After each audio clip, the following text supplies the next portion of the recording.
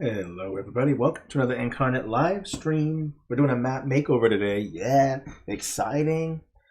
I've been just looking forward to doing a map makeover for a little while now. This is our first one, so super exciting.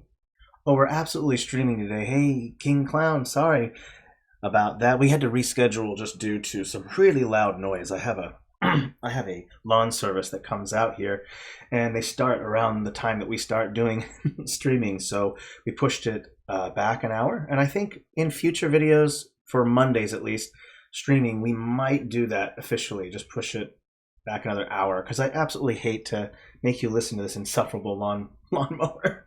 So again, hey, map makeover. Super excited. If you don't know what a map makeover is, let me just give you a quick breakdown on what that is.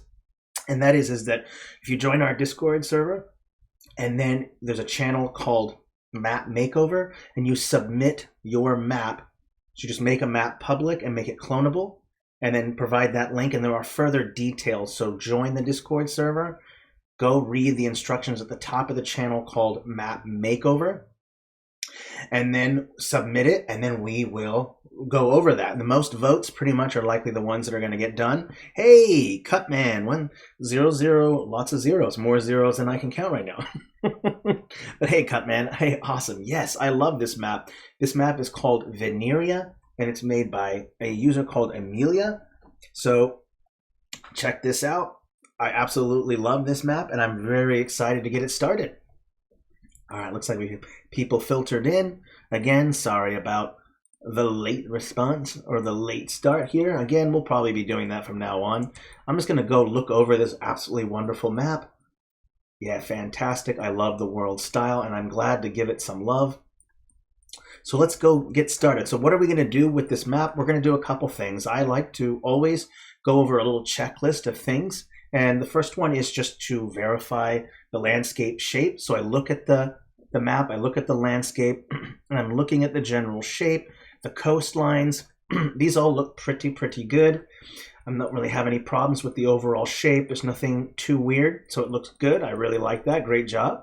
The next step is to go over all the mountain ranges. When I start making a map, I usually start by putting down mountain ranges so that I could set a scale, and so that I can also start deciding like where my ranges are, so then where my valleys, my deserts, my other biomes are going to be. So because mountains are so large, they change the weather around them because they're so large, so big. So they create a lot of their own atmosphere, their own weather. So I'm going to make sure that none of the mountains line work is going off the landscape. I see one right there, and that's okay. Just move it a little bit.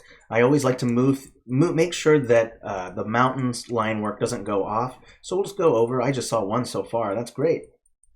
It's easy to do this. I do it all the time, actually. I always have to go at the end of my map process and just make sure that all my mountains the line work isn't going too far off. So I push a little bit this way.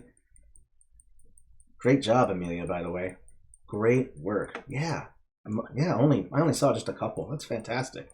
Okay. Oh, I see one right there. Might have to rescale it a little bit, I think. So we'll go into advanced settings, go to transform. I'm just going to change the width like this so that it fits in just fine. Yeah, there we go. Much better. Easy to do this. Easy to make sure the line work doesn't go out there. See right there a little bit there. That's okay. And one right there as well. And we'll go and do the transformation feature. Bring it in. There we go. Fits just fine. Great. Looking good so far. Yeah, this is a great map. Okay, so once I've checked to make sure that all the line work stays on the landmass. It's kind of weird if you have some of the mountain going off into the ocean a little bit. So making sure that works, that's step one. The second step that I like to do is to blend all my mountains. Because we're still on mountains, I like to blend my mountains in with whatever the base texture is. So what I will do is look at each mountain and then look for a texture that matches that same color or tone in the catalog. So I'll go to the paintbrush and I'll open up the catalog and I'll go through all the various textures that are available and look for something that fits with that mountain range. So there are a couple options. Let's start with maybe this grass texture right here. And I'm going to start first with a low opacity, and it takes a couple strokes. And the reason why I like to not just go in 100% is because that's the point of blending, is to make the two textures blend together. If you missed it, we had a how to blend textures tutorial stream last week. I think it was on Friday the 15th. Go check that out if you haven't seen it yet. Absolutely helpful. We're going to be applying those same techniques we did in that stream in this one right here. So see what happens when I go with 100% like this. It just looks kind of flat and there's not much blending going on. And that's a little bit dark as well. We could go with even a lighter texture to make it fit in a little bit more. This one might work better. We can apply it and see how it looks. Yep, this one works much better. Okay. So we'll bring the opacity down. I'm gonna go with 35. And I like to start with blanketing the whole area first. So wherever the base of the mountain is, immediately just apply a couple strokes underneath. And then you can start going in with some single clicks and really start getting with that first layer of brown. So we'll go this way, add a little bit here, and don't forget to put a little bit behind the mountains too, just a little bit, not too much. Like this. Let me just get the full view here. There we go. Okay, now I can go in, bring the brush size down, and I can go a little bit, go over again with another, and then I'm going to full 100% in the center, just exactly at the base of the mountain, so that way the texture is fully blended. There we go, right in here and here and here. This looks good. Okay. Then we're going to bring the opacity back down, and I'm going to use just small brush strokes. So go around, let's say around 5 or so, and just single click. And all we're doing is trying to kind of, I guess, diffuse or try to create more blending between the grass, that green grass texture that you see there, and that brown texture that we're using to represent the mountain space. Okay, doing some single clicks, get that going on. Let's throw in a little bit more here. Okay, once you've done that, you've felt like that's enough, then you can go back with that same green, and I'm going to use the same green that I have down here, and I'm going to go and bring dots inward to give it a little bit more blending. Okay. So let's go ahead and take a step back and just see how it looks. Yeah, this looks good. So far, so good. More blending can be done. But this is the basics for just blending. Your biomes is just whatever the base texture is. You make it that mountain brown or whatever it is texture you want. And then your single dot around the edges after you do your first couple strokes underneath. And then just use single dots to kind of diffuse or to kind of blend the green, that grass texture, and that brown texture together.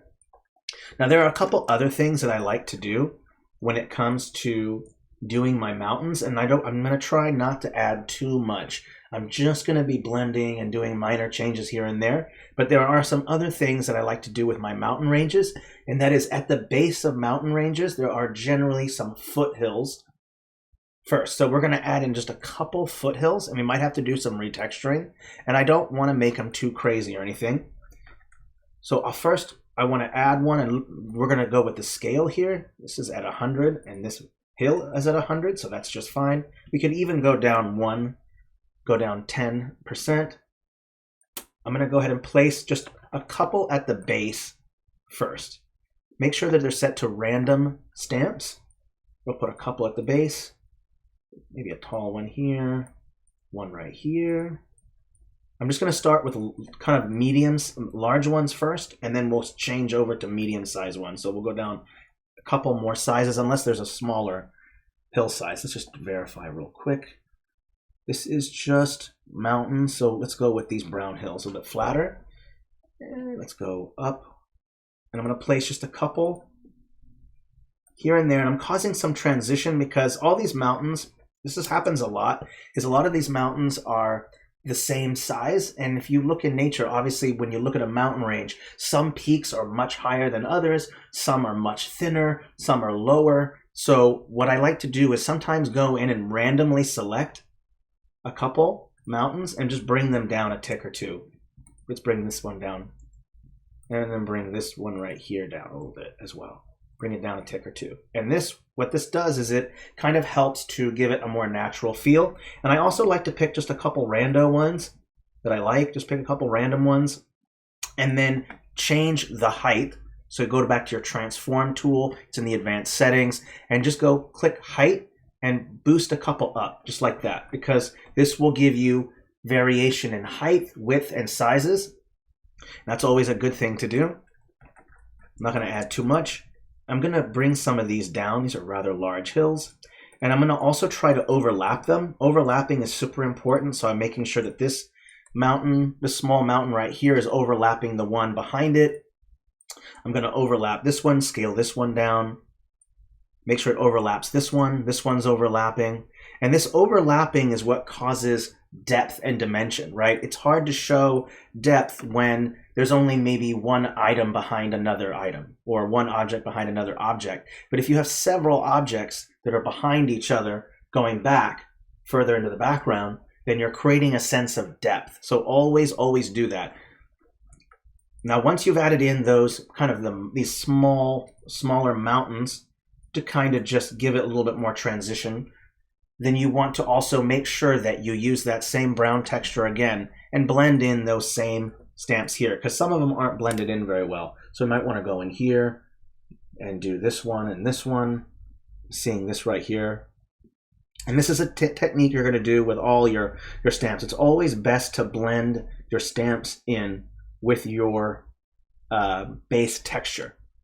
Now, there are ways of getting around that, and I will show that technique here as well. I think there's some cool spots in the desert where we can use some blend modes, and that way we can cut down on our texturing, because not everyone has the time to, sit here and texture every single biome. Sometimes you don't need to do that. You can just use blend modes to help you with that. The last thing I'm going to do in this little section is just to throw in, or not last, but dang close to last, is to throw in some minor small hills just to break and give it a little bit more variety, because if it's all the same size hills, of course, just like the mountains, it's going to look unreal. So it's kind of helpful to throw in just a couple smaller mountains or smaller hills to kind of create that last bit of transition. Let's take a zoom out and take a look. Yeah, that looks just fine to me. We could do more blending. Some things you can do is to create a little patch of brown somewhere else that's detached from that large patch. So I'll add in a brown patch here. I'm going to add in a brown patch right here, and then maybe add in a brown patch right here. And the reason why I'm doing that is because it's to break up the brown that's right here. And so by adding some brown in the surrounding area away from that main blotch, that creates more blending. So that's always important. I love doing this myself, and just going to throw in a couple spots like this. You can just go around the trees, throw in a couple here, and I'll throw you in a smaller one. Make a ring right here like this. There we go. So we've got some transition, and you can do it more too up here further if you want. Throw in a couple patches in here, and we can also throw in a white, use that same white texture to kind of go back into that brown. There we go. All right. Looks much better. And we're going to go ahead and do the same thing. I'm going to add a little bit of green patches in here to create some transition for these trees. There we go. Okay. All right. So far so good. I might even scale down some of the mountains to be even smaller. So we'll see.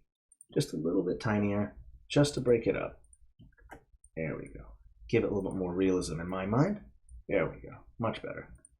And, ooh, there's also this volcano right here. And we can do some things. There's a couple options here. If you wanted to blend in this volcano more, you could also make some of these mountains a little bit grayer that are around it, just to create more transition. So if I drop the saturation down, just to give it a little bit more gray, and maybe even drop the brightness down, I can do that same thing with this one.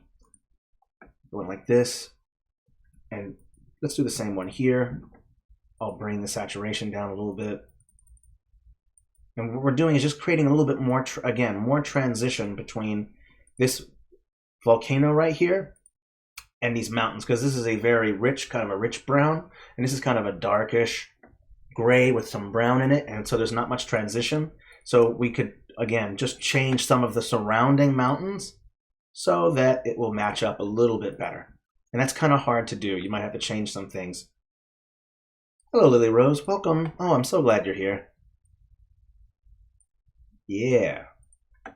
All the best mappers are here. All right. 15 minutes in. There we go. All right. Oh, I'm actually going to bring this down a little bit more as well. There we go. All right. So now that we've done that, we can zoom back in and take a look. I'm going to step away from biome texturing real quick, and instead we're going to go switch over to some other things. So I want to talk a little bit about POIs, and the reason why I'm going to jump through is because if I was to do every single landscape, it would take a little while to do it all. So I'll go rotate through each thing that I wanted to bring up. And the next one is to make your POIs kind of stand out more. And there are a couple ways to go about doing that. And that is you can add a shadow around it and then also add a texture beneath it because you're still blending it in. And there's nothing wrong with having your POIs just like this. There's nothing wrong with that. But I like to do some changes to it. So let's just go play with one and see what we come up with. I'm going to select it. I'm going to go into the shadow option. I'm going to click Object, and I'm going to choose White. And what that does immediately is it causes the POI to pop out. You see how there's some light texture? You see how this doesn't pop out like this does because you've got this white halo. So what I'm also going to do is maybe apply a little bit more white. So I might go in and choose a lighter gray texture, like maybe this land white. And the opacity is already at 30. And I'm just going to go underneath just a little bit with that white texture, and just at the base underneath create a little bit of white. And now what this does is, again, you're using contrast to make it pop out a little bit more. Let me just zoom out real quick, and you'll see right away that that POI, boom, pops out because it's using, again, contrast to make it pop out. Now you might want to consider doing that with all your POIs. That's not hard to do. Just select one. I'm going to zoom in real quick so I can get to select it better. I'm going to go in here, select all stamps like this. It looks like all of them will be selected. I'm going to go to Object and make sure that they all have this white halo. Okay. And of course, I'll go in and put a white texture underneath. I'm going to go up to 48 and bring the size up. That way it goes a little bit quicker. One should be enough. Yeah, it's just using contrast. That's the part, is like making your POIs pop out can be a pain. And so using the contrast trick, the dark lines from these dark lines from these stamps will immediately pop out from that light white texture underneath. There we go. All right. Let's take a step back and just see how they look. And you're going to, of course, I'll make sure to do them to the other ones as well. And all POIs will have to end up being that way. Okay, so we'll keep working on this area. Another thing that I want to mention is we're going to deal with kind of forests. And I'm going to zoom out real quick and take a look. So we have some dense forests here. It looks like this landscape, and correct me if I'm wrong, Amelia, about this, but it looks like these are not meant, this area is not to be a dense forest, right? It's just very light. Okay. Just kind of very dispersed space between all these trees. Okay. Couple options here. I'm going to show you a couple tricks that you can do to help to make your stamps blend better in. It's not a dense forest. Perfect. Okay. All right. I might do this to the mountains as well. And this doesn't always work for every map, but I also want to give also some other tips. So let's try selecting a tree real quick. I'm going to select all from this set. Now it's going to select a lot of different trees. I can see a lot have already been selected. That's fine. We're going to select them all. And I'm going to apply some stamp shadows. And the shadows will also help to make you can blend, instead of blending every single individual tree in with your background by just painting it on with a texture, that can be really time consuming. But there are other ways to create a texture underneath your stamps or your trees, and that's to use object shadows. And so this is some really fun tricks that you can do with this. So I'll go over to, not blend mode, sorry, go to object shadow. Okay, now right away you'll notice that a lot of the trees just got darker. We're going to change the shadow a little bit. I'm going to bring it down. And you'll notice right away that there's a little bit of a shadow around each tree. And that already kind of causes some of the trees to pop out. But maybe you don't like that color. So let's say we want to use maybe a brown color instead. Maybe we want to keep bringing the texture down. And then we'll maybe bring it down this way so that the brown is just directly underneath. So let me bring it back up just a little bit so that brown is just right underneath. There we go. So now you have this nice brown shadow underneath. And what that did is it caused, you didn't have to paint now every single stamp underneath brown. All you did was just change the object shadow, make sure that it's large enough so it doesn't look exactly like the shape of the tree, obviously, and then drop the shadow down. It's offset. Bring it down so that brown is underneath. And now every single one of your tree stamps is going to be blended in quite nicely with the ground underneath. And I just used a brown texture. So kind of a very useful tip, very quick, because you know how long it takes to texture things. And what's really nice too is that no matter where you move your tree, that brown is going to go with you. And again, now I want to also mention that if you do dispersed forests like this, be sure to throw in a couple clusters of trees, because a lot of these seem very equidistant to each other, and that looks unnatural. So what I'll do is I'll make some room for the paths and move aside any tree that's hitting the path, and I'm going to cluster the ones that I'm moving out of the way. So I'll move some here, move one here, make another cluster right here. And what's really fun about making clusters too is it creates an interesting negative space that you can put other things in. You see how we moved all these trees, and now you see some of this negative space coming. And what do I mean by negative space, if you don't know what I'm talking about, is this right here. This space right here begins to change when you start to move trees around.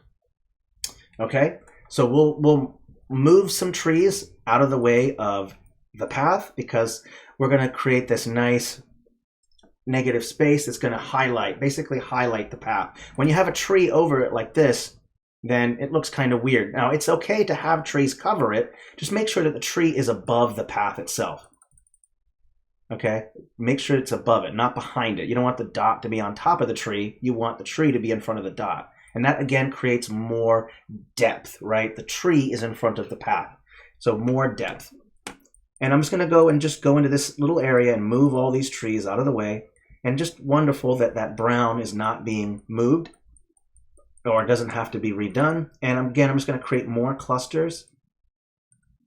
And since there's some deep brown already right here, it's a great place to put your clusters already. In these brownish sections, there's already so much. So just a few clusters here and there is really, really helpful. I absolutely recommend it. Let's put a couple more together. And you know what's really nice to do when you're trying to make your POI pop out more is to ring it with trees. And the reason why I say that is because it's creating a frame that's going to make the POI kind of pop out even more. So we'll make this little ring. I'm going to put one right here. And don't make a perfect ring where it makes a perfect circle. Instead, I recommend just putting the hint of a ring by clustering a few together to give it that illusion that there's a ring there. And then from there, what you can do, which is really nice, is you can go in and you can fill that entire ring with white, like this. And that way your POI pops out even more. So let me take a step back.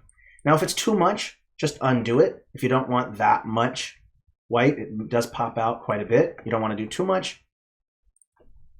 But that will help. Ringing it kind of makes it look like it's now framed in trees. And you don't have to do that for every single one, but it does help. Now, another thing that I want to mention, let's go do something different. We've moved trees now. Let's actually try doing some different path options as well. This is something that I try to avoid unless it's stylistic, is that my roads are generally not super straight. Now, when you're in a zoomed in city map, yeah, of course, just a lot of lanes, avenues, streets, carriageways, thoroughways are going to be very straight, right? But when you're scaled out quite a bit, your roads are not going to be quite as straight. And the reason why is because there is obstructions, there's hills, there's cliffs. And so when you start to create, when you do your roads a lot more like a river, what's called meandering, which is S shapes, it kind of creates the illusion that the road is having to deal with going around the landscape instead of plowing through all these hills to create your road. You go around, right? So I'm going to delete this path and select it in the same style. I'm not going to change it. And what I'm going to do is wind around the tree. See, we already have this negative space. So I'm going to start here and just kind of create this winding effect like this, right to there. And what that does is it gives it a more realistic feel to it because it's going around obstructions and things like that. Since we've done that, I'm going to do that to every single one. So we'll do it again. Go to the negative space here. We'll do a little loop-de-loop, boop, boop, boop, and then connect right there. There we go. It's just like your rivers. Your rivers have an S shape, what's called meandering. We're going to do that same thing here. You see the big difference between kind of making a line that goes straight to it and a nice curve. So I'll do it to all of them since it won't take too long. I just want to make sure that I do one at a time. If I delete them all at once, and I'll forget where my roads were. So I'll do it this way. Let's go across, bend over, go through here. And you can throw in bridges if you'd like. There are icons for bridges, you can do that.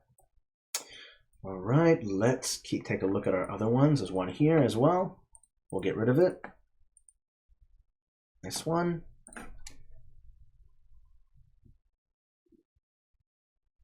There we go. Sweet, getting it done. Next one.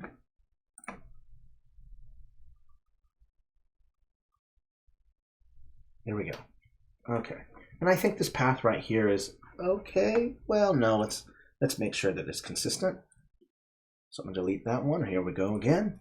One more. Go through here like this. Just cause those S curves. There we go. And there's that tree, of course. It's on the wrong thing. One thing I recommend with all your paths is to put them all on layer, select all of them and put them on layer -5. And the reason why that is because it's best to have everything else overlap your road instead of your roads overlapping your stamps. And the reason why, like I said, is because it's also a depth thing. If the road goes behind a tree, then it's going to give it like the sense of perception that the tree is in front of the path, giving it more depth. So that's basically what I recommend, again, is to put your paths on layer -5. I just selected every single path by just typing in path in that right panel under objects and then push it all down. So that's my step. There are a couple other things that you might want to consider as well. Is sometimes you might want your roads to stick out more. Let's say that your roads, that isn't enough. So you can add an object shadow to make things pop out. And there are a couple options with the style that you want. One thing I noticed is that we put white underneath the POI. Why not add a white shadow to the path to match that white underneath the POI? So we're going to be doing color scheme. Once you've kind of factored in what the POI scheme is, then you can start applying that to other things to give continuity in your map. And then you're just keeping to a kind of color. So let's go with a white shadow. First, I'm going to go ahead and bring it in so I can really see the white shadow the best. And I'm going to go ahead and select every single one. Let's just select all paths. And they'll make sure that they all have this kind of white shadow to it. Bring it down a little bit more.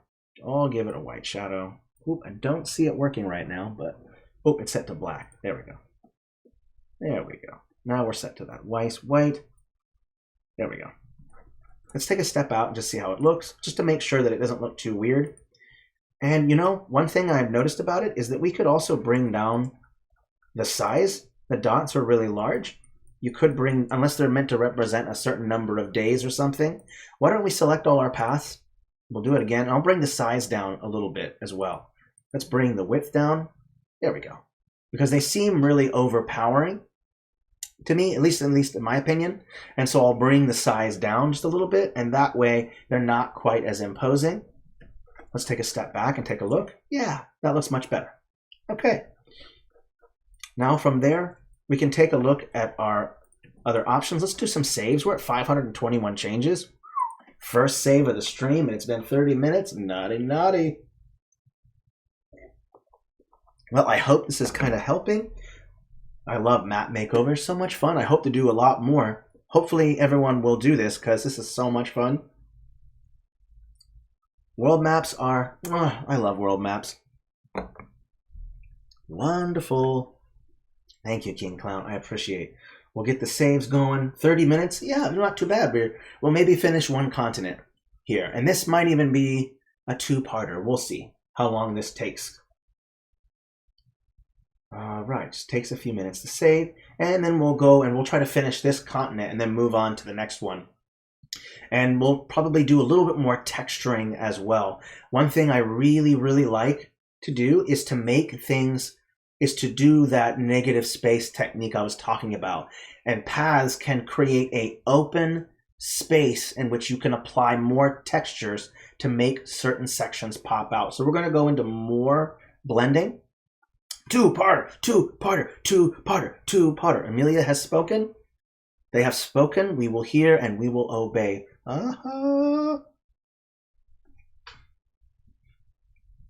All right. Yeah, I'm excited about that. Whoa, the saving's taking a little while here. What's going on here? I'm excited. It's going to be fun. I'm not sure what's going on with the save business here. Oh, there we go. Might just be taking a moment. But I'll show you some other techniques that I like to use. And we're also going to go over some other techniques about labeling forests and throwing in a tree or two at the base of your mountains. We're going to throw in some of these trees over these mountains as well. But let's go ahead and mention some other techniques that I want to mention. Now, I had talked about negative space, so let me go over that real quick. And let me show you what I'm talking about, just in case it's not confusing in any way. Let's go ahead and make my path red so you can see it clear as day, not complex. And we don't need a blur or shadow of any kind. All right, so I said that a path can create a negative space, right? So you can use that negative space to your advantage. So right here, you'll notice that the path right here creates this excellent negative space right here. You'll see that nice space right there. Now you can do something with that space. You can add in more texturing. We already added in some brown over here, but we can do more to that. Paths create a negative space that you can work with. So we're going to work within that space right now. I'm excited about it. Okay. All right. Let's go ahead and get this started. All right, let me take a look here. All right, so now you know what I'm talking about. Let's go in. I'm going to take this same texture right here, this green one, and what we can do is make it a little bit lighter. So let me go to the advanced settings. We go to filters, and we're going to boost up the brightness just a little bit. Where am I at? 113. Let's go down a couple more. All right, and we're at 34, so let's bring it up to, let's say, 69. Yeah, no, let's do 70.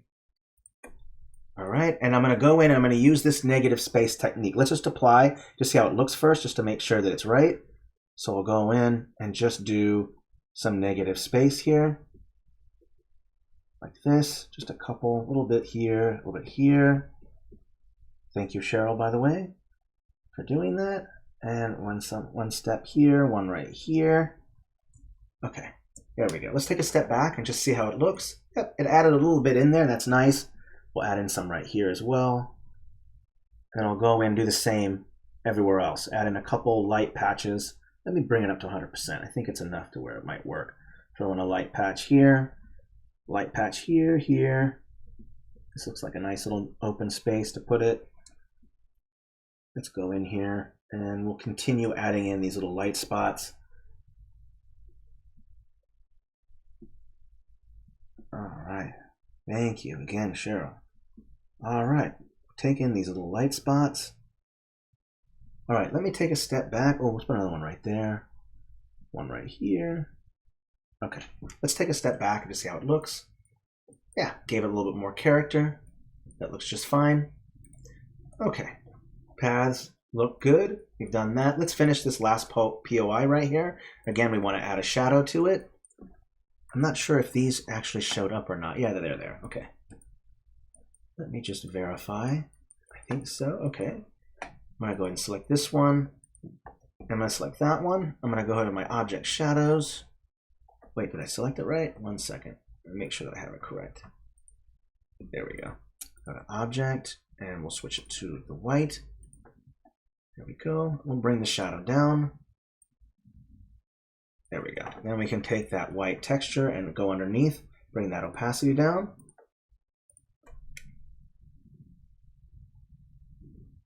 All right, here we go. Bring in that white. Oh, that's a little overwhelming. We can kind of bring that opacity down. Don't want to make it too overwhelming. There we go. Okay, and let's take a step back, see where we're at. So far, okay. All right. I'm also going to go in and again ring some trees around some of these things, as well as change some of the layer ordering. So I'm going to move this tree forward. And now one thing I really like to do again is that layering, right?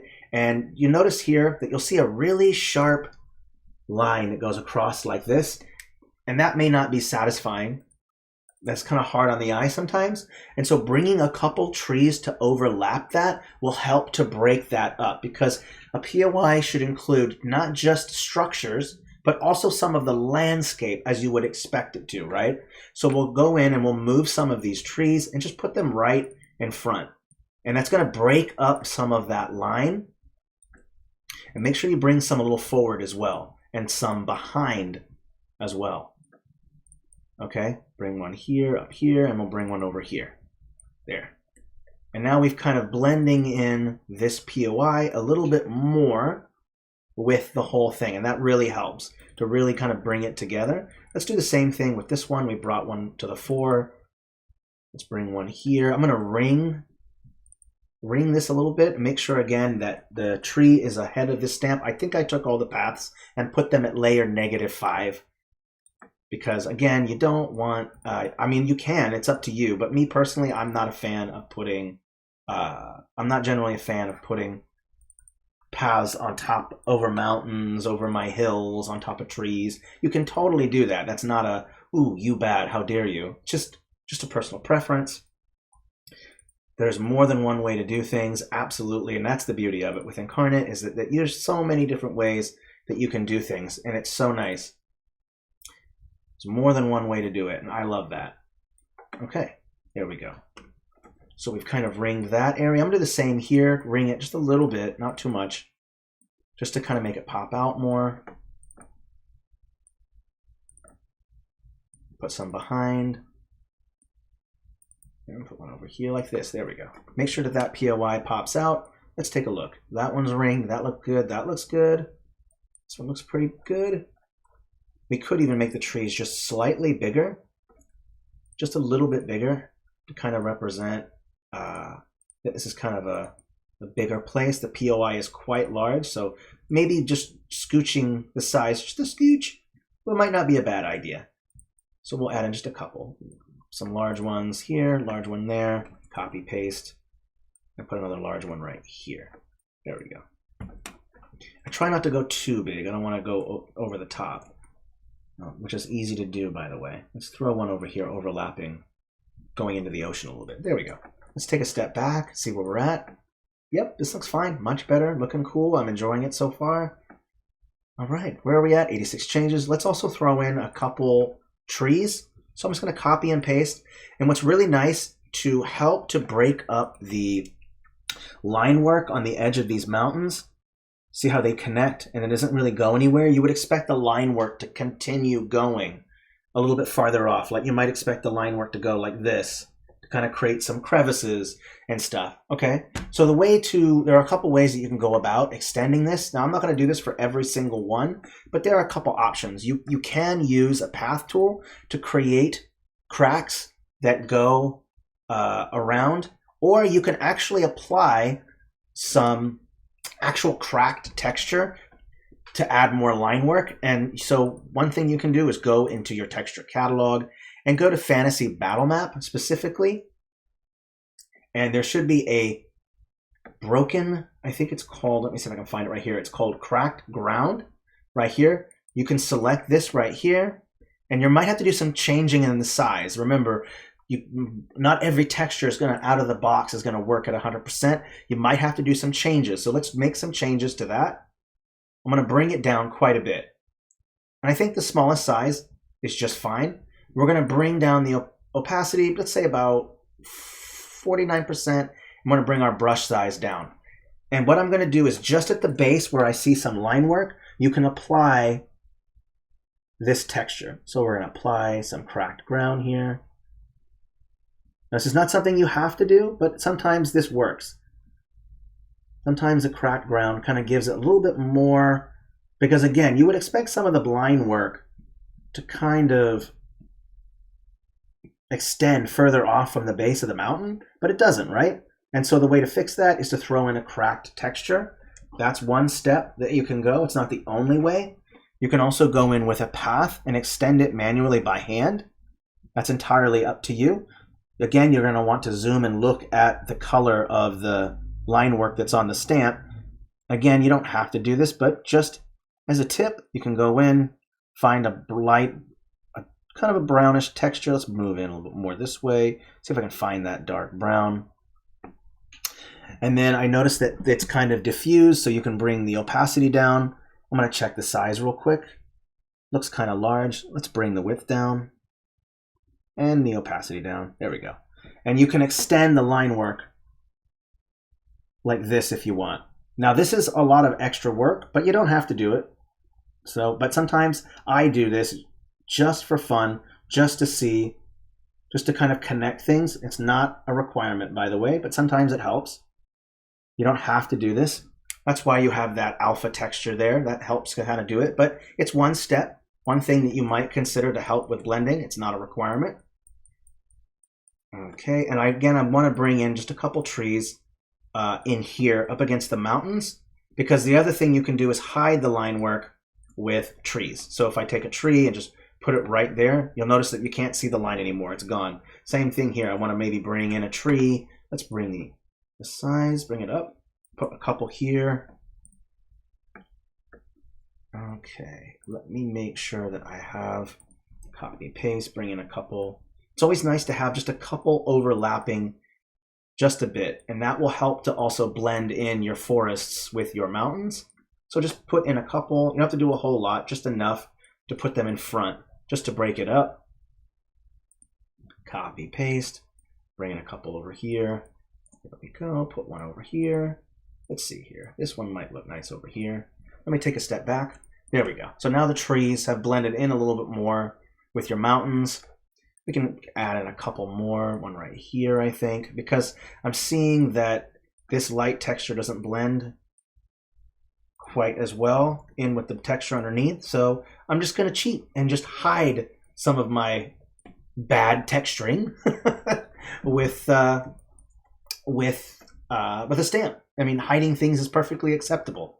Now, there's one other step that I do want to mention as well, and that is to also change the size of your trees a little bit. So if you have all of these are around the same size, they're about equal in size, not obviously, not every single one, but fairly close. So if you go in and change just a couple to be smaller and just throw them in around your little clusters, that will also kind of help to give it a little bit more reality to it. Because again, in nature, you're not going to find just the same size tree everywhere. There's huge variation. So bring them down a size. Don't even be afraid to go fairly small too. It's okay. Just break it up. And you'll notice right away that you'll see that there's a little bit more transition, that the forests look a little bit more realistic when you add in these little bit smaller sizes. I think it really kind of helps. I'm just going to bring a couple rando ones. Wherever I see some brown, I'll just throw in a couple small randos in there. One there. And again, I think Amelia had mentioned that this is not a super dense forest, so I got to make sure that I don't throw in too much. Let's stick to what Amelia's original intention was. Let's not change things too much. I don't want to go over the top. So we're just going to throw in a couple more. Some of these small ones in front of that hill. Let's see here. There's not in front of that one or that one. A couple more. There we go. There we go. Looks nice. And I'm also going to throw in a couple randos in here as well. Just to, again, we want to have some varying size. You don't want all the exact same size. So just a couple randos here and there. Again, not trying to add too much. I want to, again, don't want to step away from Amelia's original thought. Okay, I'm also going to throw some overlapping your rivers. If you have a river, make sure you overlap that. If you have a shoreline, throw a tree to overlap, because you'll notice that you have the line work from the mask tool, and that tree is overlapping that, again, creating the illusion of depth. Name the dwarven country. Ooh, cool. Oh, I'm looking forward to that. Okay. I'm going to take it. All right, Amelia, I hope that this is not too many trees, but I think this looks rather nice. I rather enjoy this one. This looks good. There's a lot of things that you could do, but I'm not going to spend too much time. I think I could just add a little bit more brown texture to this. I'm going to just have them maybe ringing around, because what you would expect in the surrounding area of a POI, you would expect some of the ground to be trodden, right? Because there's all the wheel works, the cutting down of trees, the pulling grass, doing all the things that you do to expand your village. So I'm going to take this brown texture and just ring around some of it. This is that last bit of texturing that we're going to do. It will also increase some of the brown and diffuse some of that green. Again, just around the POIs like this. And so that way we have this nice kind of disturbed dirt area. There we go. And it will, again, break up some of that green that we have. There we go. Let's take a step back and just see how it looks. Looks okay. All right, let's go ahead and save these changes. I look forward to naming the dwarven country. We'll definitely do a part 2. It's 11:47 right now. Yeah, is there any questions that people have? I mean, why don't I finish up the last bit of things that I want to mention about POIs, because I noticed that there is also some of these anchors, and I want to unify these anchors a little bit more so that they go match and they're very specific to the POI. I want to ask a question, Amelia, real quick. Is each one of those anchors that are next to an actual POI, does that mean that that specific POI is a port? I just want to verify that that's correct. Just let me know when you find out. We're in the middle of saving. Hi, Lysana. Welcome. Glad that you're here. Hope you're enjoying the stream. Yeah. Oh, there's so many great mapping techniques. Whew. We'll be doing more. We'll be doing more of these. So expect that. Yes, it does represent a port. Right. Perfect. Okay. But is that anchor itself the port, or is the POI next to the anchor? Yeah, and I'll explain that. I just want to make sure that I have it right, because I hate to move those anchors when they're the actual POI. They represent an actual port, not the POI making it so complex. Here, let me make this really, really, really hard. Oh, I'm so glad that you're loving it. Awesome. Yeah, ooh, I'm so glad we started with a world map too, because a lot of people start with world maps. Obviously not everyone, but it's nice to start. Okay, it's the POI next to the anchor is the port. Perfect, thank you. Sorry, let me make this 20 times more complex. All right, we're gonna do 2 more things to this one, and then we'll move on to the next continent.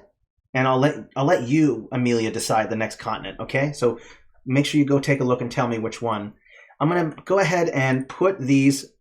Sometimes it's kind of hard. See how I was slightly confused on what was a port POI and what wasn't. And so we're going to fix that by making sure to put them just directly over every single one instead of next to it. So I'm going to put it literally just directly over it like this. And so that's very specific that each one of these is a port.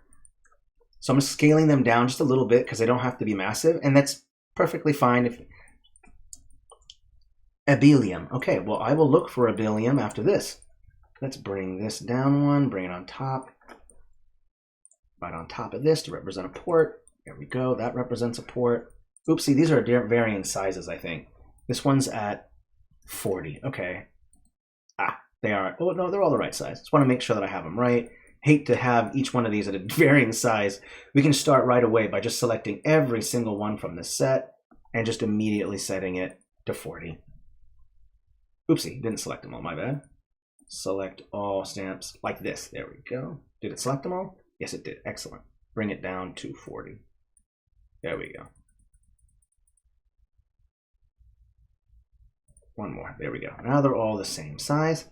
And I'm also going to apply a little bit more of a white shadow to them.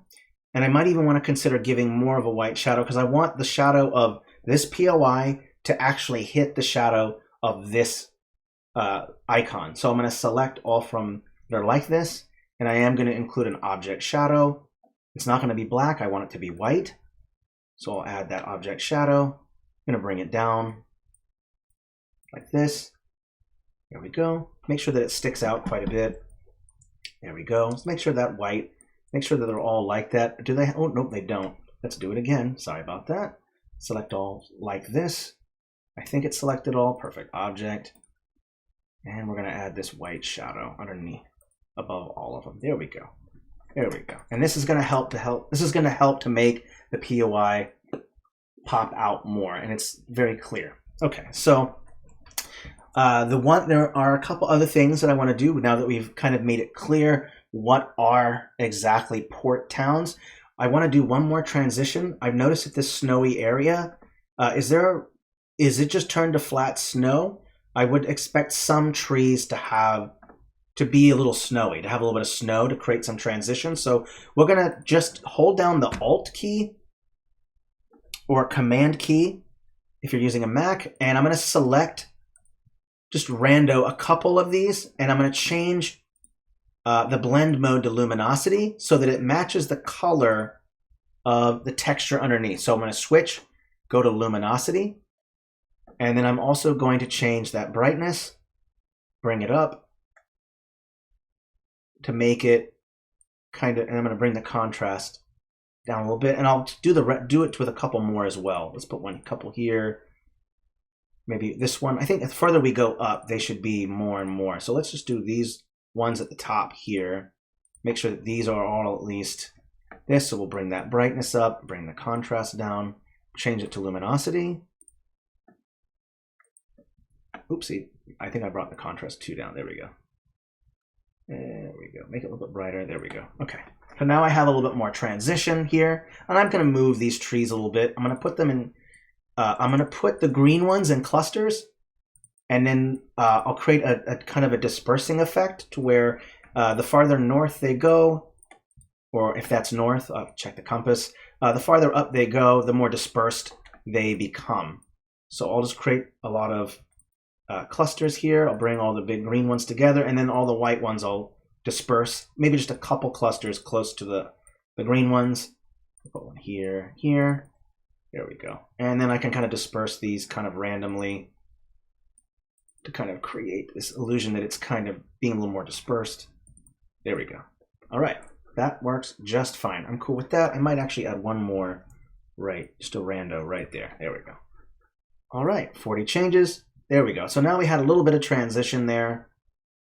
And then there is some other options. I also want to put down maybe some snowy hills as well, because you would expect foothills also expanding here. So I'll take these smaller ones. Now there are snow hills, and I could just put that on there, but I'm actually just going to place these ones themselves. I'm actually going to change the blend mode to do it instead. So I'll put them over here, and I'm going to make them smaller. So the smaller, the farther away the hills get, and this is just my method. This is not an absolute fact, but the farther away the hill is from the mountain, the smaller the hill is. So the closer the hill is to the mountain, the larger it's going to be. Now that's not an absolute fact. It's just a method that I use to create more transition. If there's a disbursement of large hills going to small hills, then right, so small rolling foothills further away. So I'll throw those in. I'm also going to select them all, and I'm going to change the blend mode so that they kind of match the texture that's beneath them. So I'll select these, change it over to blend mode luminosity. And again, I'm going to change that brightness, bring them up a little bit like this, and then change the contrast just a hair. There we go. So we're creating some transition. I'm going to copy and paste these and just put some really, really small ones further up. Copy, paste. Copy, paste. Again, this is just that transition. There we go. All right, much better. I'm going to save 64 changes. Does anyone have any questions so far? Anything like that? I hope this is being helpful. All right, yeah, I'm loving this. This is a lot of fun.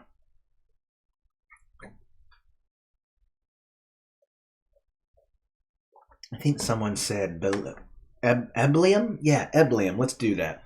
I'm also going to do real quick changes to the text and banner real quick. The name.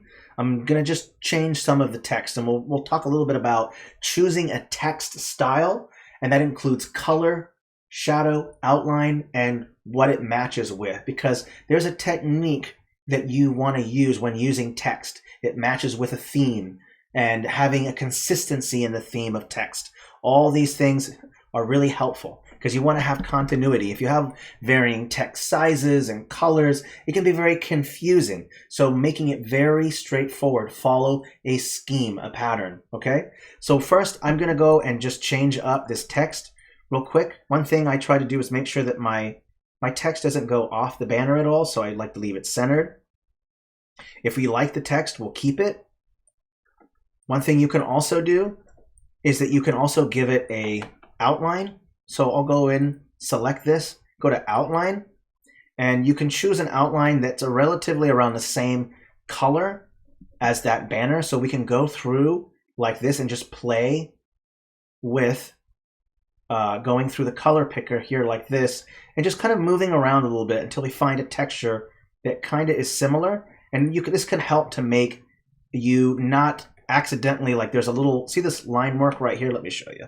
You'll see right here that there is some line work on the banner. And sometimes when that hits the text, it can kind of be confusing, if that makes any sense. It's like, well, wait a minute. Now the K looks like it's, a part of this crack that's in the banner. So adding this little bit of an outline like this can kind of help to hide that a little bit, to go over it. And you can make the outline larger as you see fit. So you can make it even bigger if you want, or smaller, to help it kind of blend in. You can also go to blend modes as well. And the blend modes will help to make it blend in with the stamp. So let me go through the various blend modes. We can go through.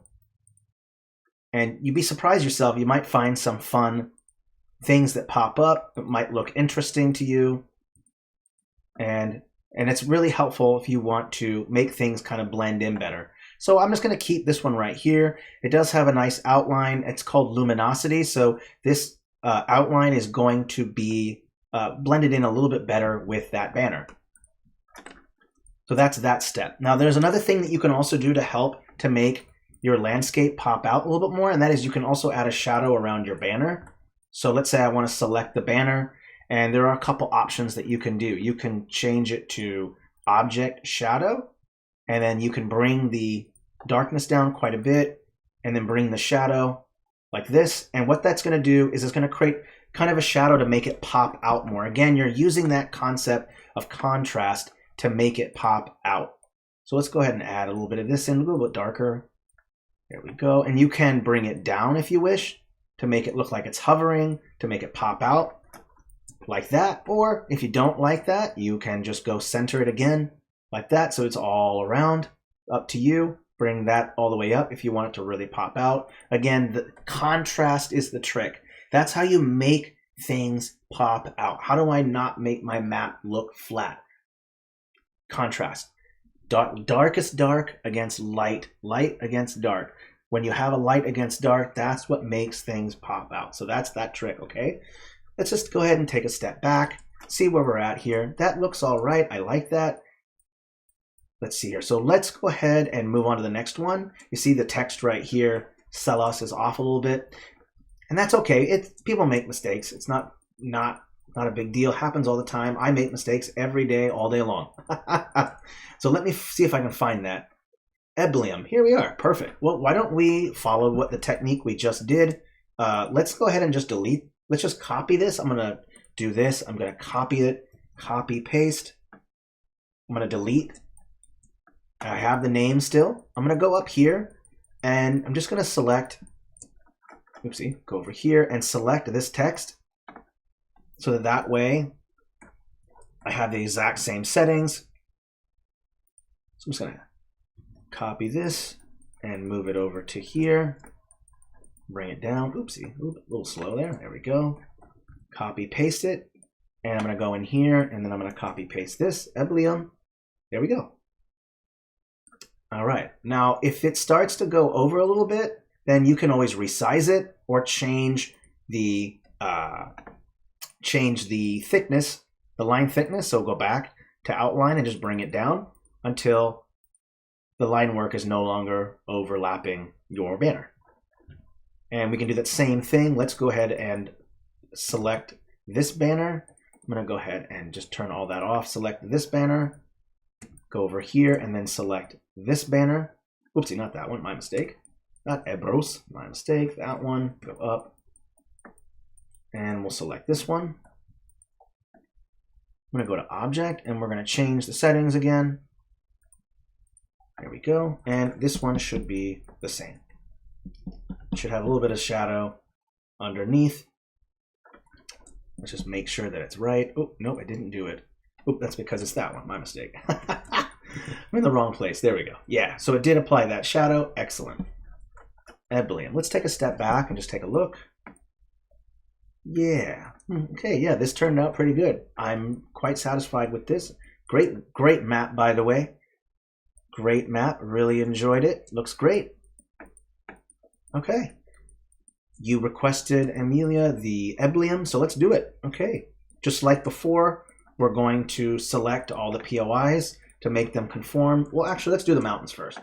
Let's go back. And we're going to do the mountains. I'm going to do some minor changing here. I'm going to change some sizes and going to bring some things down. So I'll bring down this one. I'm going to make the center ones larger, and then we'll make the ones out on the surrounding outside a little bit smaller. So I'll bring these ones down.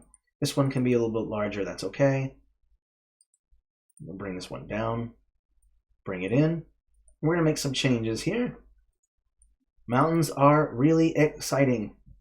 And we're going to have to do probably an entire tutorial on mountain ranges because they can be extremely complex and kind of frustrating to figure out sometimes. Let's add in one small one right here, overlap, and then another one right here, overlapping that one. There we go.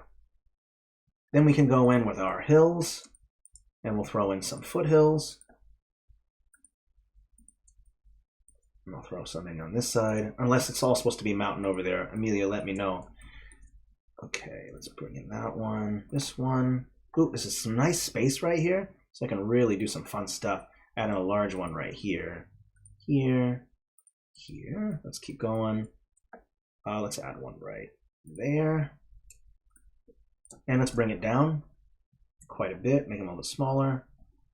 Throw in some small ones as always. There we go, one there.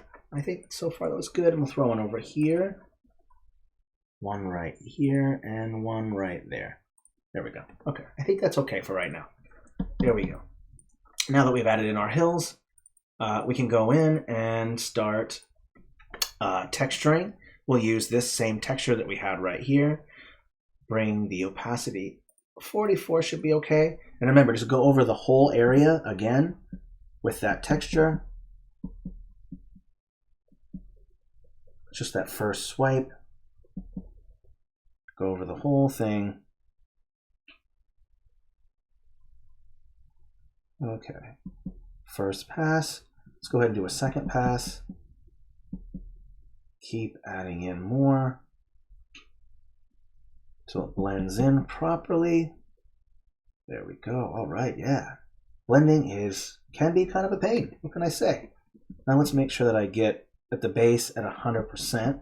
So underneath here at 100%, 100% here, here. Wherever in the center of the mountain range, if there is green, you want to get rid of it, right? You don't want to have some green in the middle of your mountain range. You want to have it going, unless there's a valley there, obviously, you will. So just as a rule of thumb there, if there's a valley in between your mountain ranges, then yeah, you'll have some green going on there. But at the base, where this large range is at, nah.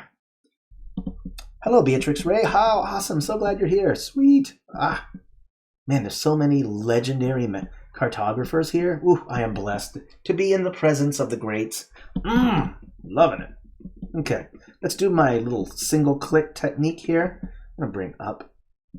And we're just going to single click to kind of, again, diffuse that edge. Bring it up to 42. There we go. Yeah, do some single clicks. There we go. So you got some nice single clicks in there to break that up. One thing I also wanted to mention, which I thought was really kind of fun. Let me fix these mountains, these hills. I see these hills, they're a little light. Look at these hills, see how light they are? We might want to consider selecting all of these hills and maybe dropping the brightness down just a smidge. Oopsie, it didn't do it to all of them. That's really weird. That sounds like that might be a bug of some kind. Let me try selecting all. One sec here. There we go.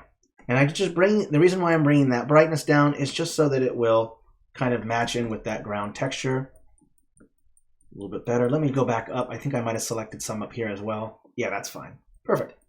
Yeah, so that worked out rather well. There we go. So that's all fine and dandy. There's not much trees down here. Looks like there's a swamp right here. Is there a name for this? Can you give me a name for this, Amelia? And then I'll show you a really cool technique on how to label forests, which is fantastic. Great technique. I'll show you how to do it. So when you have a moment, Amelia, let me know what you want to label this swamp or whatever this forest is here. I'd love to label that and show you kind of some cool techniques. Okay, let's put these towers together. Let's go ahead and change some things. If you don't mind, it's a jungle. Can you give me a name for the jungle and I'll label that? I'm going to take these towers and I'm going to place them on a hill.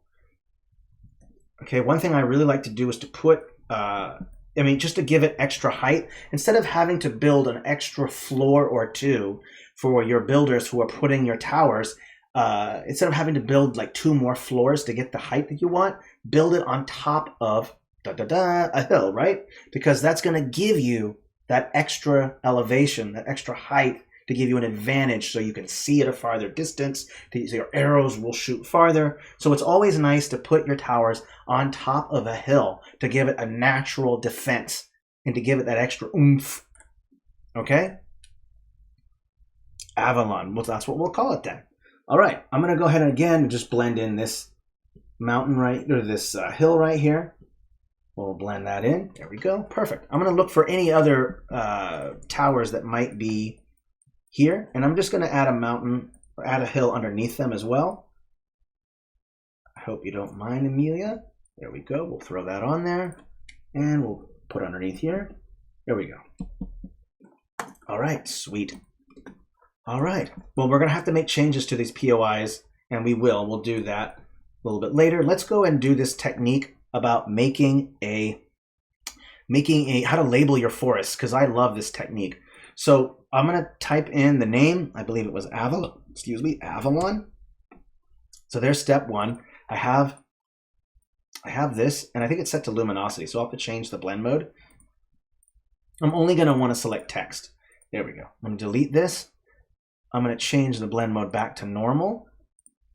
First step. I'm going to turn off the outline for now. And here's my technique. So normally what I do is I would put the name of the forest first and then put the trees around it to create a frame around it.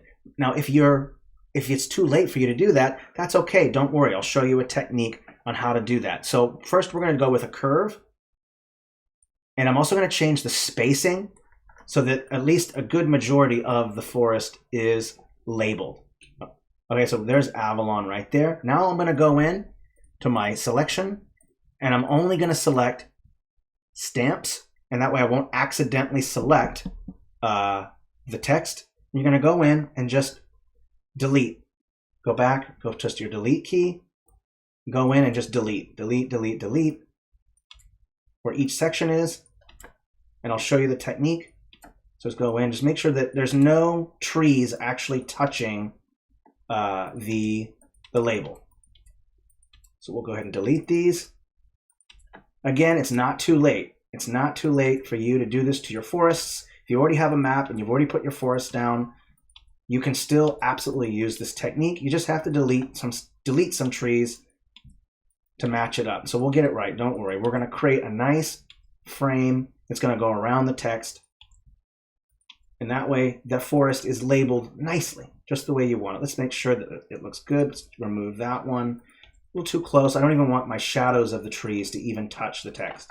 I want to create a little bit of a frame around it. So let's go ahead and delete that one, delete that one. Okay, let's delete a couple more. Time consuming, I know, but trust me, this technique works wonders when you're trying to label your forest. Now that I've selected that, I can go back in and kind of fill in the spots just to kind of even it out. There we go. That looks fine. All right, so there's that step. Now, one thing about labeling is that you might want to show the difference between this is obviously a capital or the name of a area, and it uses a banner, and that text is at like 100% opacity. Well, maybe with your landscape, like this is a different text, right? This is a different label. We're labeling a forest. You can keep the same text, but you might consider doing some changes to the text. Like one thing you can do is you can change the opacity to where it's a little bit lighter, like this, just so that you don't take away too much.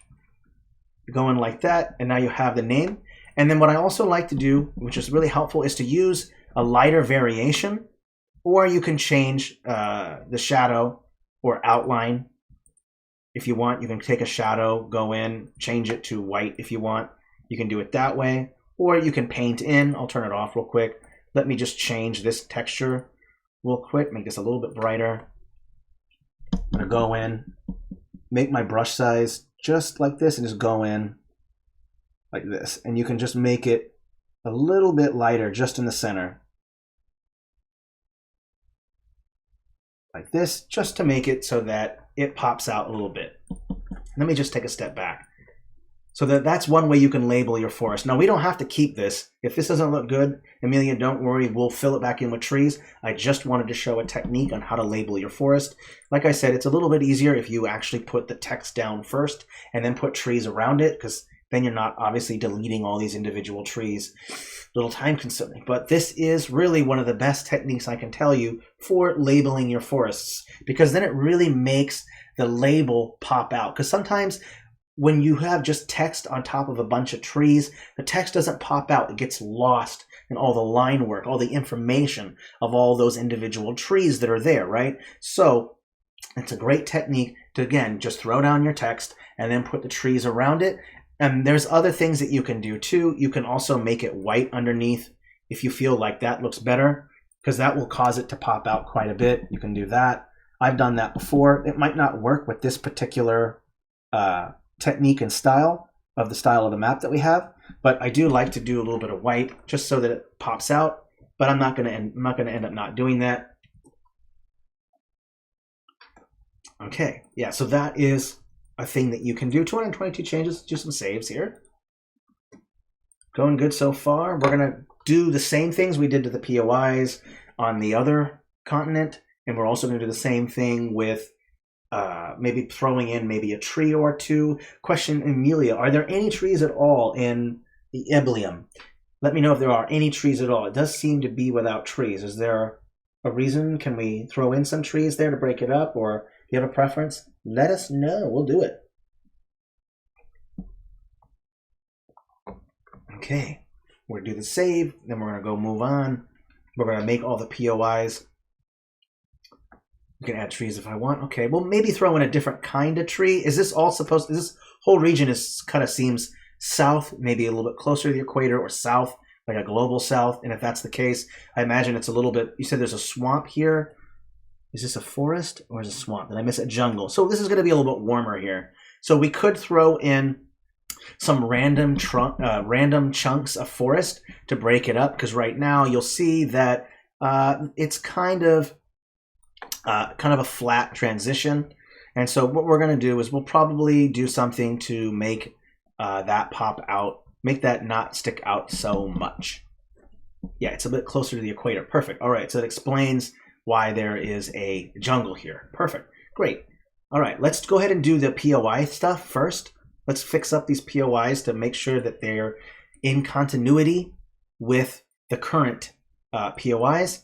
It's okay to put this one to the side. This is so tall right here that it's okay to put it to the side. I'm not sure where, there's no POI for this one, so I'll leave it there for now. We can go over it. Maybe this one can be moved over to here, because this looks like this is a port town. It's right there on the water there. Okay, we'll put that right above, and then we're going to select every single one from this set again. So select from this set, and we're going to select this one, this one, this one, and this one as well as this large one here. Okay, so I think they're all selected. Let me make sure. And again, we'll go to Object Shadow. We're going to make it white. Perfect. We'll bring that shadow down. Okay, and we'll use that white texture underneath. Okay, bring it down. Again, we're just trying to make sure everything is in continuity, that everything matches up okay. Okay, get the base here, base here. I noticed that this path already has some white shadow on it, so that's great. Perfect. Okay, let's take a look. Yeah, there we go. Let's take a step back. It's a canal town. Awesome. I love it. This is cool. Love this. Well done. Oh, wait, there's another one right here. Well, yeah, we'll get to that one. Let's just take a step back here and take a look. All right, let's do that forest thing real quick. So again, we're going to diffuse the forest by just adding in some large chunks that are close to the forest itself. So some large chunks here, a large chunk here, another large chunk right here. Now we can start making the chunks a little bit smaller, and then you can start throwing in some small trees. We can throw in some small trees next, just to kind of break it up. Again, put them right there, overlap. Throw in a couple here, here, here. There we go, perfect. Now we have a little bit more diffusing between the trees here, so we'll throw some a little further out. There we go. Here, here. All right, perfect. Looks nice. I'm actually going to throw in a little bit more right here, just to kind of, I still see a kind of a line of trees. This right here should break up that line and kind of give it a little bit more oomph to it. Let's put one right here as well. There we go. Really give it some character. There we go, much better. And now I'm going to select every single tree. Select all stamps from this set. So now I have them all, and I'm going to do Object Shadow. Ooh, you notice that it's really bright. I'm going to use a green, and I'm going to use a dark green. And I'm also going to bring that shadow down quite a bit. There we go. Bring it down just a little bit more, bring it up a little bit higher, and I'm going to bring it down. There we go. Let me zoom in real quick and just see how that looks.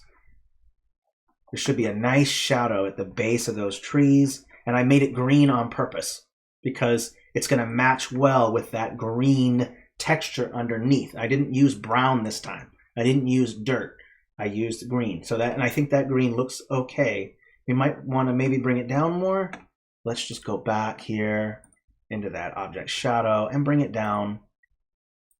Oopsie, a little bit more. There we go.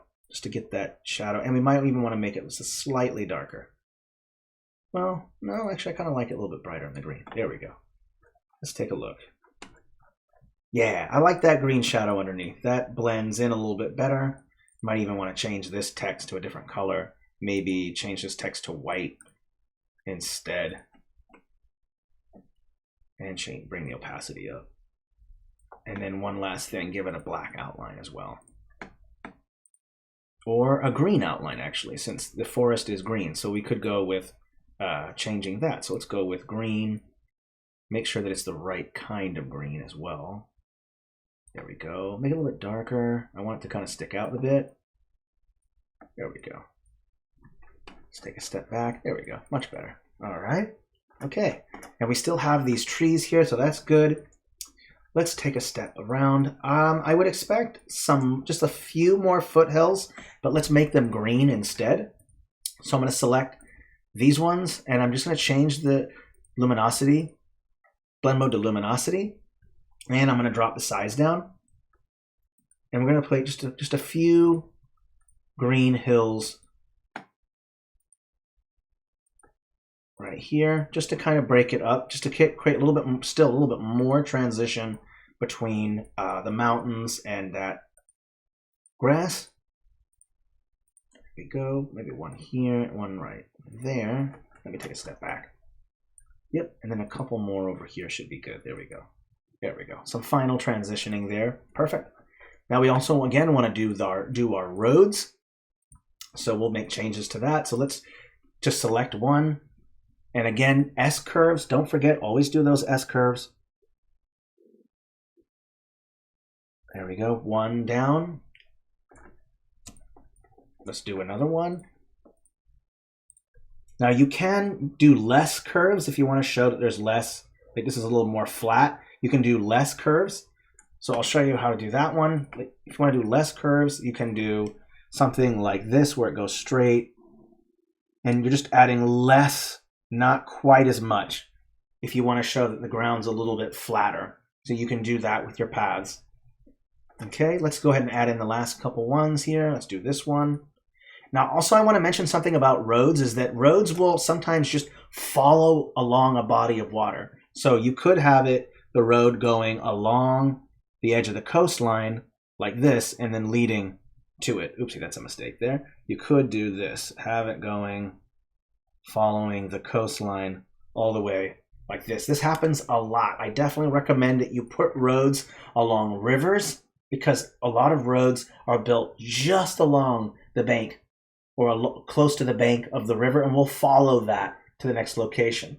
Okay, same thing with your coastlines. You'll have a road that follows the coastline to the next point, because humans throughout history have always had a connection with the ocean or with water. That's where we get something to drink, where we might go fishing, where we might find the things that we need to survive. We've always had a connection with bodies of water. So you'll find a lot of your locations on your map near bodies of water. Okay, so keep that in mind, whether it's an ocean or a lake or a river. Like, always put your settlements near bodies of water. Very important, okay? All right, let's go ahead and add in the last couple little roads. Going to the next one. If anyone has any questions, feel free to ask.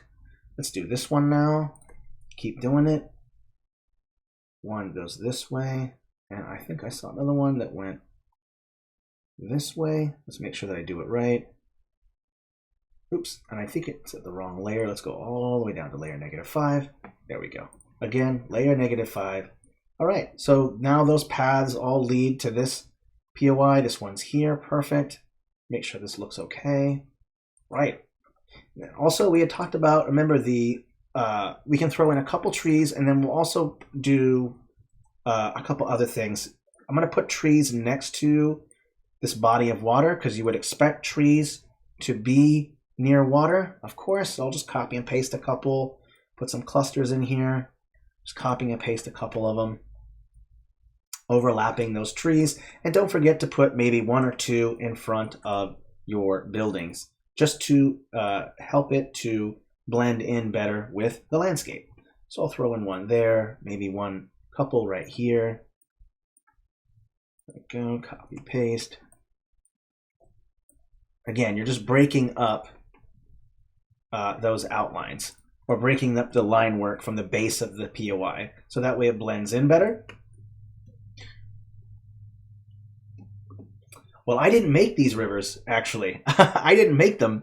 Ranger Reek, Amelia did. So, hey, bravo, Amelia. Someone just complimented you on your incredible river work. Bravo. Yes, yes, absolutely. You use the mask tool, and the same way that I made these paths are the same way that you're going to make your rivers. You're going to give them some S curves to make them look like they're meandering, because the way that rivers work is that they change over time. They evolve because the flow of the water is changing, ever changing the river. So let me show you an example real quick, just a quick little river demo, real quick, just to kind of give you a little bit of help.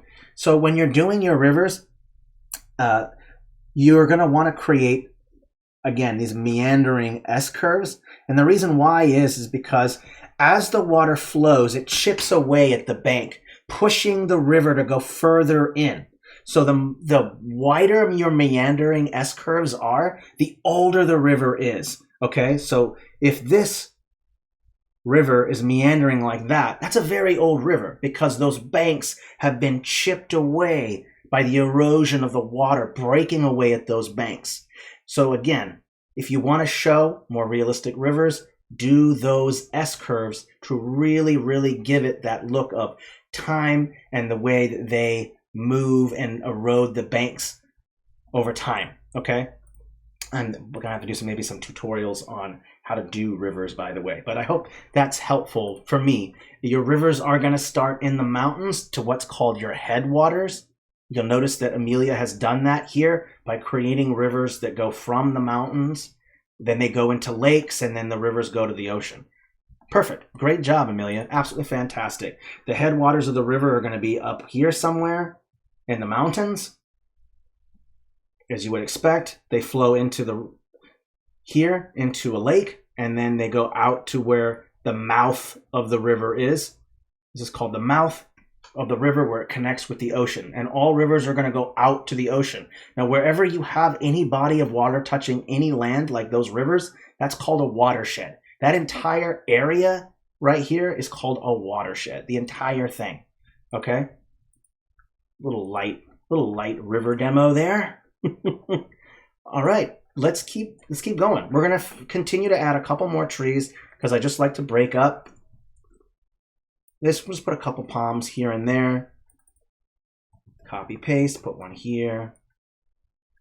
And I'll put one more right there. Okay. So now you kind of break that up just a little bit. There we go.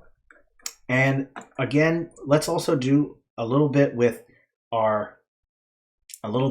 the negative space that we have right here. This is Amelia. Quick question.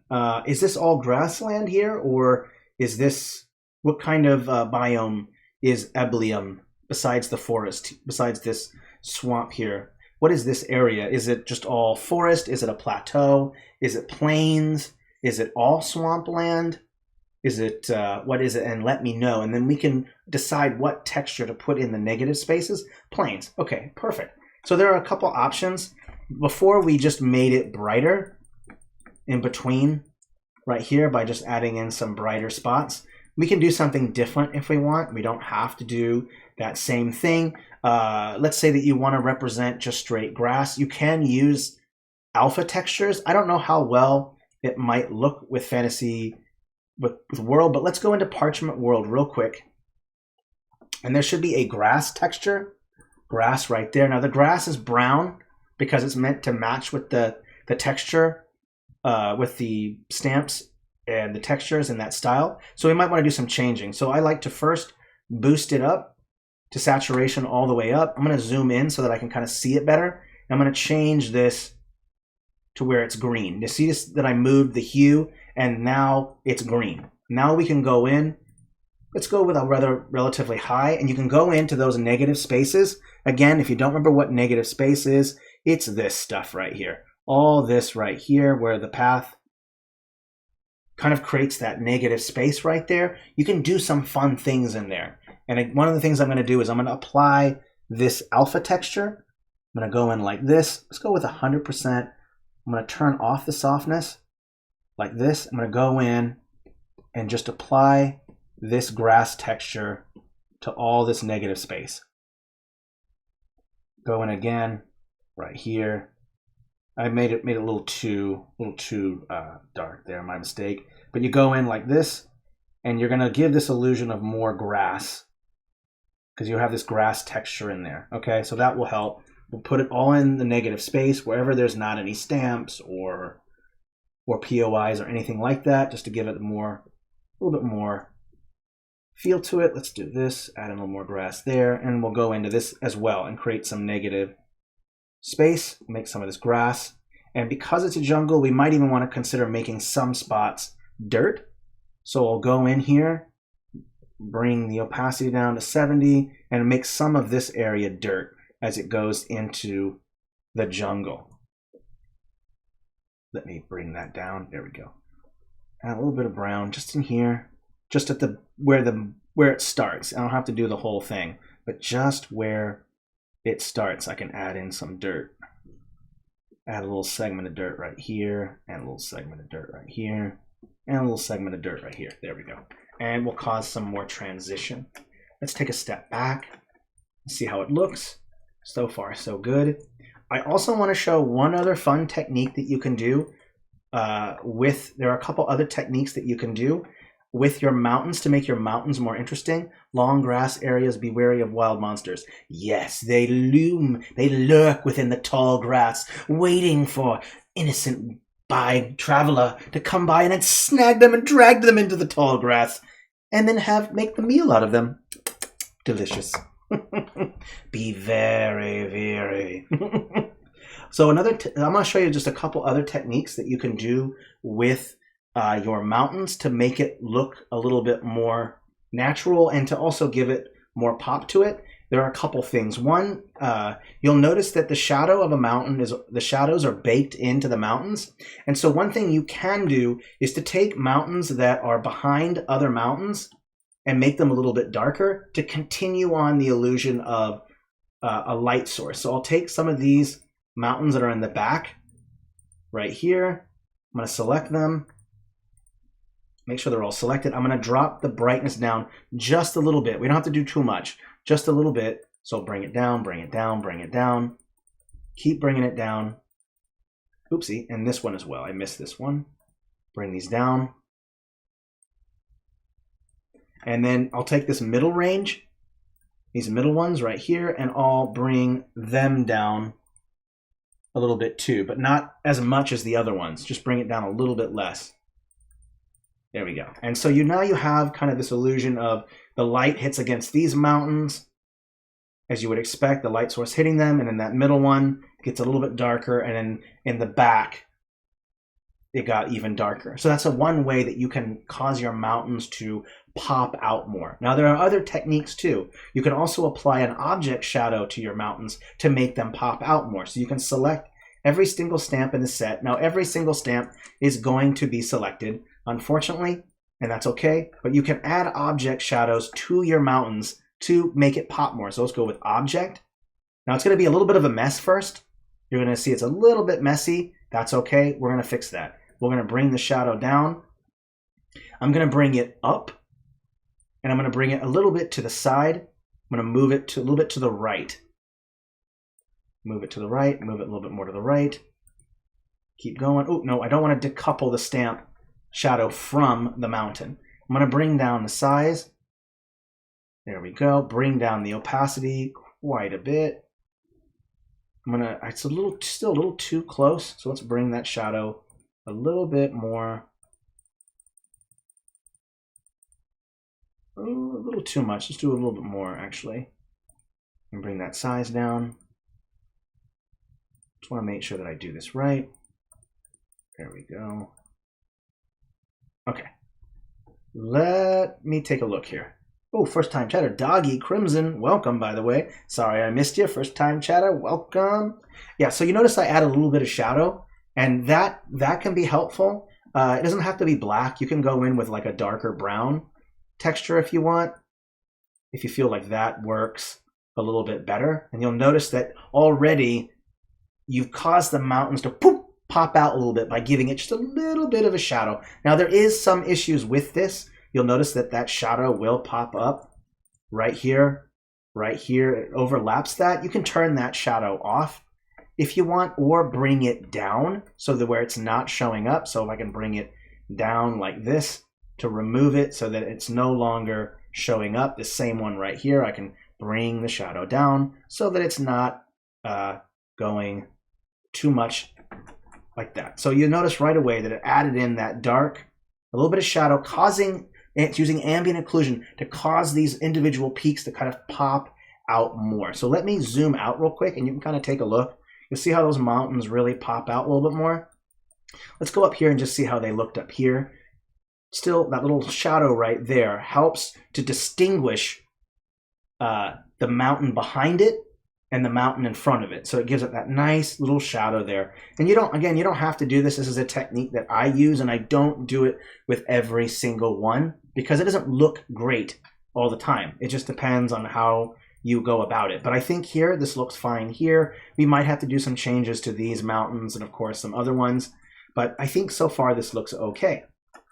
All right, we're at 217 changes. We're at 1235. Let's go ahead and just do some saves. And we're gonna go do ocean painting and talk about mask effects.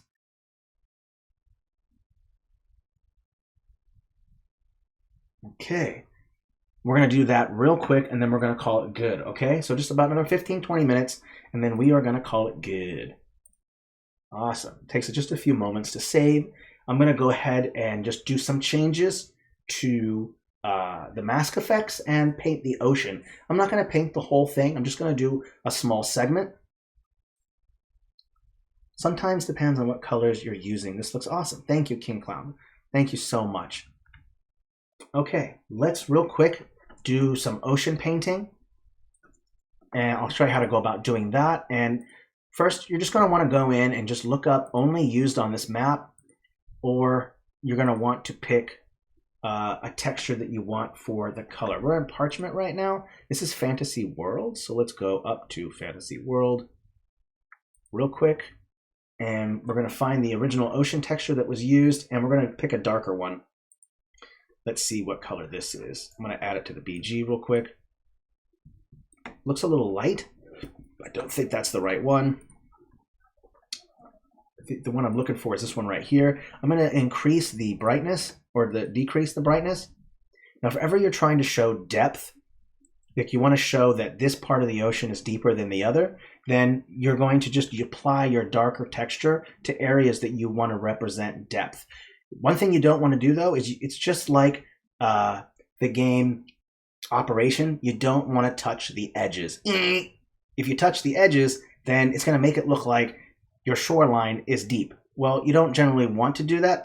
Clearly, as you get closer to shore, it's going to get a little bit shallower. That's not always the case. There are obviously cliffs that go straight down, and there's some deep areas. But as an overall rule of thumb, you're going to have, generally, you're going to have a lighter, it's going to be a little bit shallower near your coastlines, okay? So let's go in with this darker texture, and oopsie, and it's a little too thick. So let's bring down the opacity and just go in and just do the dark areas.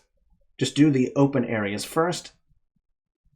And remember, this represents your deeper areas. Don't accidentally hit your, don't accidentally hit your shorelines, okay?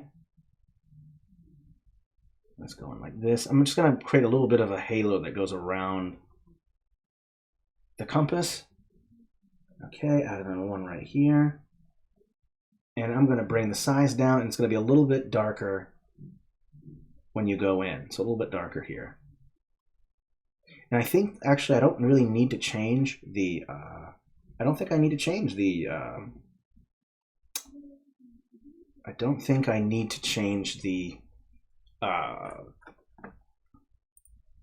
the mask settings, in my opinion. I think that when I stayed away from the shorelines, I kind of created this lighter blue that kind of spreads out away from the shoreline, and then it kind of keeps this light kind of color around it, showing the shallower water. So that's generally how you do your deep water and your shallow water. Just lighter, the lighter the water, the shallower it is, the darker the water, the deeper it is, right? Because it takes, sunlight can penetrate through water, but at some depth, it stops, right? It can't go much further. So again, deeper, darker. That's as simple as it gets. Now, I think that's it for today. We actually accomplished quite a bit. We'll definitely make this a part 2. It might even be a part 3 and part 4 because there's quite a bit. But I hope that these techniques kind of help you with your own world maps. I hope that that we can also show more techniques. There's a heck of a lot more to do. We didn't do blend mode. We didn't use blend modes a lot, so we'll be doing that, especially with this desert area. And we're definitely going to be touching base on texturing more of the mountains, especially this dark mountain here, and also these mountains over here. So I think overall, this has been really fun. Thank you, everyone. Great job, Amelia, on your map. I'm really excited to continue this probably next month. And yeah, this is awesome. I'm really excited to see the finished piece. So super exciting. Thank you, everyone. Is there any questions real quick before we go? If not, I'm going to go ahead and take my lunch. I'm a little late. We had a late start today, and that's okay. Yeah, loving it. This map is so sick. I can't wait to finish it. It's looking awesome. Great work. Thank you, Amelia, for submitting your map. Don't forget, all of you who are watching, you can also submit your maps to have a remake. There are some guidelines, so just make sure that when you check out that channel that shows you how to do it, make sure you follow those instructions, okay? Because I don't want anyone to miss out on the opportunity. And I'm not the only one who's going to be doing map makeovers. I do believe other artists will also be doing it. So that's super exciting. We'll be doing both streams and other formats. You could do a time lapse and whatnot. So there'll be a lot of different ones. Oopsie, look at these weird trees in brown. We'll come back to that later. Oops. Okay. All right. Awesome. Well, I'm going to make my final save and I'll call it good. Thank you, everybody. It's been great. Don't forget to check out our full editor demo on the 20th. That's on Wednesday, just 2 days away, as Cheryl had mentioned. Super exciting about that.